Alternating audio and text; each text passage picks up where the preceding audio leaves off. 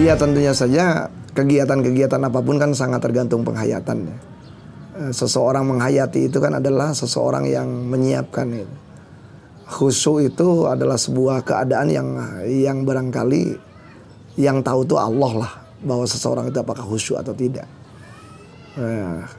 Mungkin kita menggunakan bahasa sangat sederhananya adalah seberapa orang itu terlibat ya dalam sebuah aktivitas, seberapa orang itu adalah larut, menyatu, selaras di dalam aktivitas. Hal yang paling perlu dilatih oleh kita sebenarnya adalah bagaimana kita selaras itu. Jadi ketika ada orang yang sholat barangkali tidak selaras. Tidak selaras itu artinya gini, dia masih membawa pikiran-pikiran tertentu dari sebuah peristiwa sebelum sholat ya. Sehingga pada waktu dia wudhu pun sebenarnya pikirannya masih menjalankan program yang tadi. Jadi pada waktu dia barangkali takbiratul ihram, mulut dengan pikiran udah berbeda. Nah, dan repotnya perasaan itu adalah sangat tergantung pikiran gitu ya. Jadi ketika misalnya saja di situ adalah orang berbeda antara apa yang dilakukan oleh fisik, kemudian juga apa yang ada di dalam benak. Nah, maka otomatis perasaannya juga barangkali tidak menemukan itu. Jadi sehingga barangkali dengan demikian ya, kalau misalnya sholat itu untuk mengingat ya, justru sholat itu, gerakan sholat itu barangkali karena di dalam pikirannya saja, aktivitas mengingatnya saja sudah tertutupi oleh aktivitas memikirkan yang lain, ya menjadi sulit gitu itu terjadi.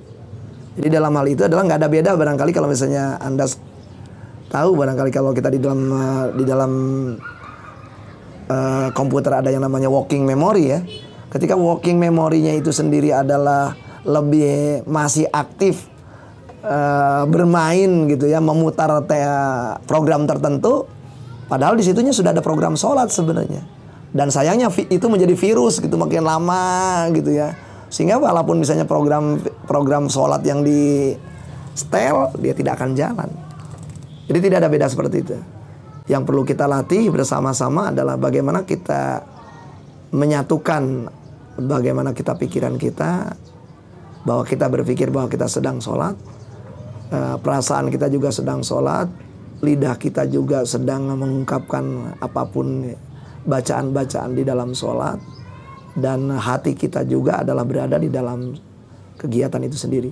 Jadi yang perlu kita latih adalah bagaimana caranya adalah kita melakukan yang dalam bahasa sejumlah pihak dinyatakan sebagai mindfulness ya. Jadi bagaimana kita selaras sebenarnya.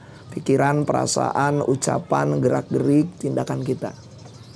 Mari kita belajar menyelaraskan seluruh jismani, nafsani, dan ruhani kita.